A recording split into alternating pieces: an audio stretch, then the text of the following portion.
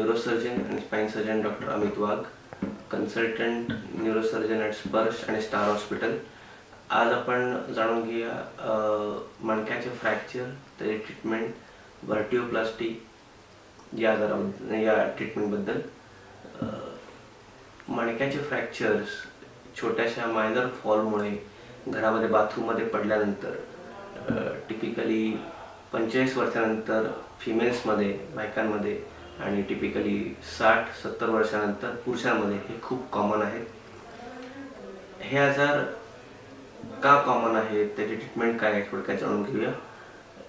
हे आजार जेव्हा हाडांचा ठिसूळपणा वाढतो, टिपिकली 45 वर्षानंतर फिमेल्समध्ये हा आजार होऊ शकतो, ज्याच्यामध्ये हाडांमधले कॅल्शियम जे आहे ते कमी झाल्यामुळे टिपिकली जेव्हा पेशंट पडतो तेव्हा D12 किंवा L1 नावाचा जो वर्टिब्रा आहे, L1 म्हणजे लंबार वर्टिब्रा, D12 म्हणजे डॉर्सल 12 नंबर वर्टिब्रा, ह्याचे फ्रॅक्चर्स होतात. हे बाथरूममध्ये पडल्यानंतर किंवा कुठे घरामध्ये पडल्यानंतर हे आजार होऊ शकतात, ज्याच्यामध्ये मणका क्रॅक होतो D12 आणि L1 नंबरचा, आणि त्यानंतर पेशंटला असह्य वेदना होऊ लागतात पाठीच्या वरच्या भागात, आणि कित्येक वेळेला पायाला मुंग्या येणं, पाय बधीर होणं, पायाची ताकद जाणं आणि हळूहळू लघवी संडासचा कंट्रोल जाणं इथपर्यंत सुद्धा हा त्रास बळावू शकतो. आता ह्याची ट्रीटमेंट काय?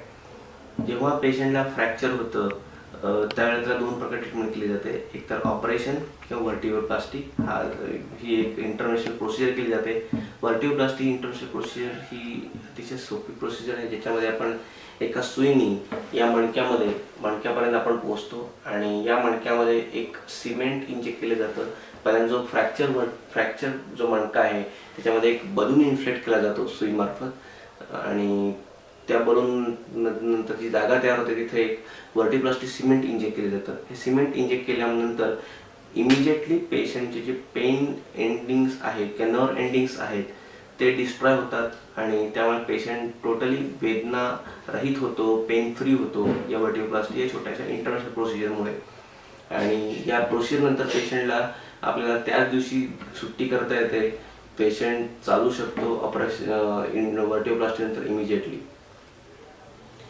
दुसरा ऑप्शन असतो, ह्याच्यामध्ये फ्रॅक्चर असेल आणि जर का शिरेवरती दबाव असेल, पायामध्ये मुंग्या येत असतील, पायामध्ये लुळेपणा होत असेल या फ्रॅक्चरमुळे, तर आपण त्या कंडिशनमध्ये ऑपरेशनचा सल्ला देतो. त्याच्यामध्ये आपण जो फ्रॅक्चर व्हर्टिब्रा आहे त्याच्या वरच्या मणक्यात आणि खालच्या मणक्यात स्क्रू आणि रॉड्स टाकून त्या फ्रॅक्चरला डिकॉम्प्रेस केलं जातं आणि शिरेवरचा दबाव मोकळा केला जातो, ज्यामुळे पेशंटच्या पायातली ताकद पुन्हा परत येते, पायातल्या मुंग्या निघून जातात आणि पेशंट पुन्हा चालू शकतो. या ऑपरेशनला स्पायनल फ्युजन म्हणतात. आणि हे ऑपरेशन एक ज्यांच्या शिरा दबलेल्या आहेत त्यांच्यासाठी एक वरदान आहे. आणि ऑपरेशनच्या नंतर खूप सारे पेशंट आज चालतायत, फिरतायत, पण वेळेत इलाज, वेळेत न्यूरोसर्जनचा सल्ला आणि योग्य डॉक्टरला भेटणं, योग्य डॉक्टर सल्ला, योग्य ट्रीटमेंट घेणं, ह्याच्यावरती सगळ्या गोष्टीचे रिझल्ट्स अवलंबून असतात.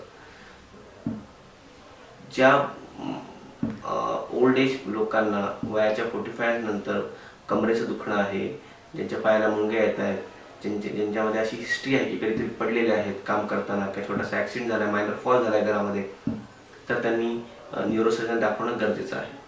ह्याच्यामध्ये हे मायनर फ्रॅक्चर डिटेक्ट होतात आणि ह्याच्यावरती ट्रीटमेंट केली जाऊ शकते. थँक्यू.